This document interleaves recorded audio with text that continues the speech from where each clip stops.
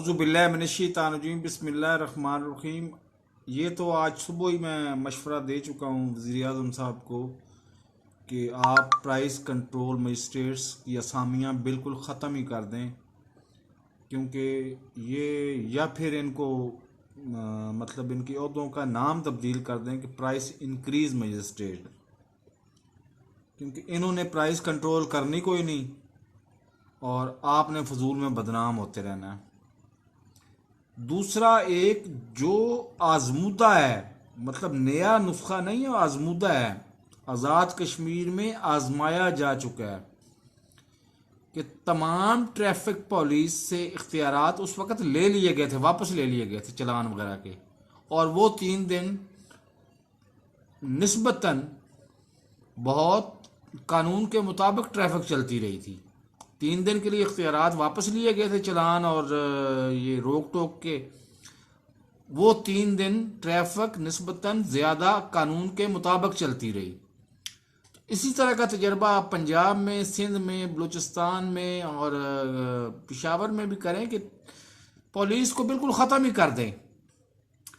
आपका काम सिर्फ यही होना चाहिए कि आप, कोई बंदा कहीं से भी कोई भी पैसा कमाता है, उसमें से 50% आप टैक्स काटते जाएं।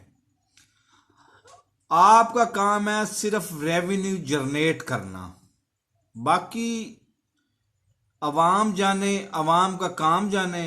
भूखे मरेंगे, किसी को लूटेंगे, वो इनको मतलब अपनी क्या कहते हैं, सेल्फ डिफेंस में या अपने हिफाजत खुद अख्तियारी में इनको मारेंगे।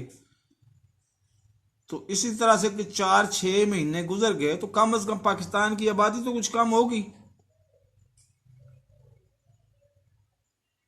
लेकिन हमें सोचना ये चाहिए कि क्या हम मुल्क बना के मुल्क में वज़ीर आज़म को मुंतखब करके रहने के काबिल हैं भी सही, या वैसे ही हमने मतलब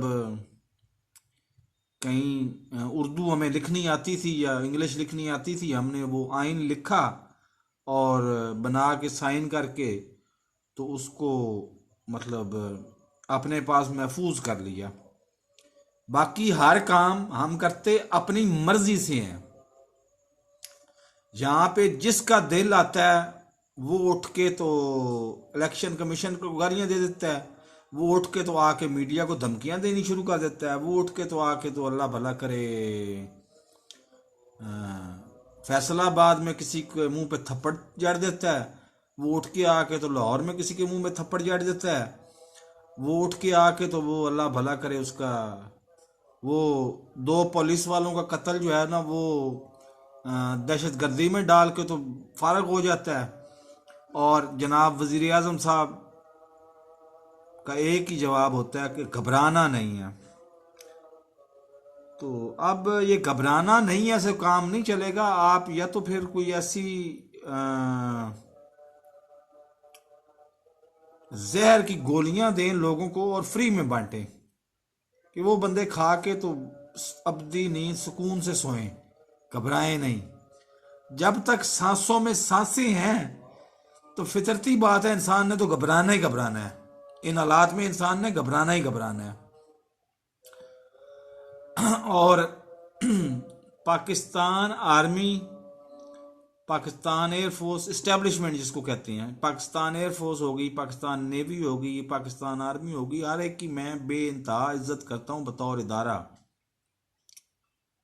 लेकिन जो पिछले कोई 2 महीने से अभी एक तो शोर मचाया हुआ है भारत ने कि ये तालिबान के साथ मिल के उधर कार्रवाइयाँ कर रहे हैं, अफ़गानिस्तान में भी और इधर कश्मीर में भी, तो वो 100 में से अगर 1 या 2% भी सच है, फर्ज करें अगर सच है,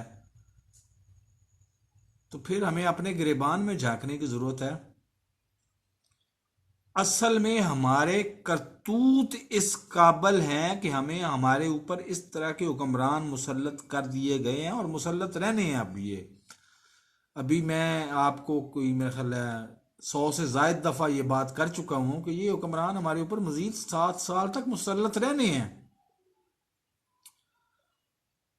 इनसे छुटकारा हासिल करने का हमारे पास कोई तरीका नहीं है। एक ही तरीका है कि हम अपने गिरेबान में झांकें, अपनी गलतियों का जायज़ा लें और खुद उन पे नदामत जाहिर करें अल्लाह से, और अल्लाह से माफ़ी मांगे और तौबा कर लें, आइंदा वो गलतियां ना करें हम। तो फिर शायद शायद अल्लाह हमें किसी न किसी तरीके से माफ़ कर दे। वरना तो ये गलतियां जो है ना हमारे गले पड़ गई हुई हैं, और हमने इसी तरह से 7 साल मज़ीद जलील होना है। तो 7 साल मज़ीद जलील भी होना है और घबराना भी नहीं है। ये दो मुतज़ाद चीज़ें हैं, ये अब हमारे लिए मुमकिन नहीं है। तो हमें मेहरबानी करें, या तो कोई हालात को अच्छा करें, कोई महंगाई को कम करें, कोई अफसरों को थोड़ा सा इनकी चलो साबका दौर तक के लिए तक की ले आए इनको। अब साबका दौर से आप ये ना शुरू हो जाइएगा करप्शन फलाने कर ली, फलाने ये कर ली, वो 3 साल से हम वो सुन सुन के ना तो हमारे अब दिमाग भी ख़त्म हो गए हुए हैं। कान तो पकने ही थे, कान पकना तो बड़ी छोटी सी बात थी, अब तो हमारे दिमाग भी ख़त्म हो गए हुए हैं। तो जब मैं ये बात करता हूं सारी बातों के बाद कि 10 साल बाद पूरी की पूरी 22-23 करोड़ आवाम होगी पागल खाने में, और वजीर आजम साहब कह रहे होंगे कि जी ये सारा किया कराया पिछली हुकूमतों का है,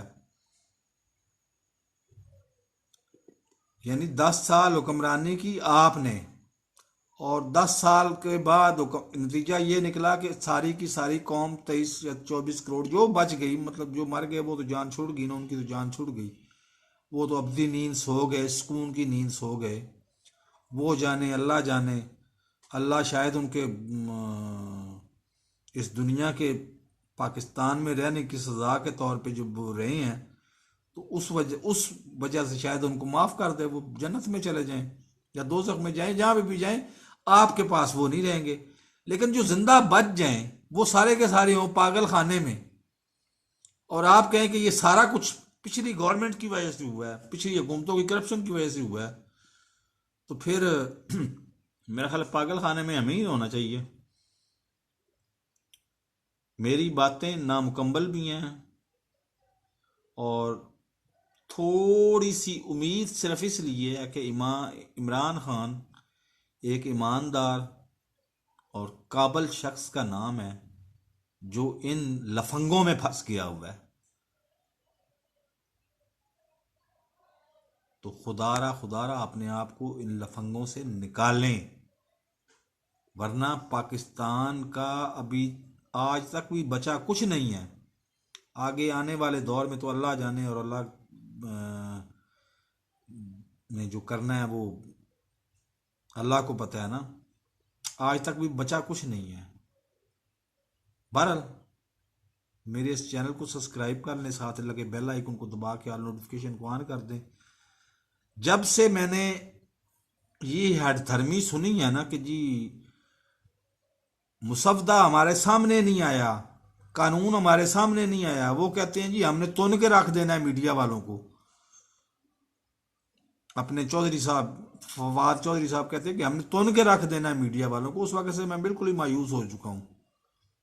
मुझे कोई खैर की तवक्को है ही कोई नहीं किसी से भी, और मैं बहुत संजीदगी से गौर कर रहा हूं कि मैं बजाय इसके कि मैं वापस पाकिस्तान आऊं, मैं इधर ही घाना की या इधर की सेनेगाल की या किसी की नेशनलिटी लेके इधर ही जिंदगी बाकी मानदा इधर ही जिंदगी बसर कर लूं।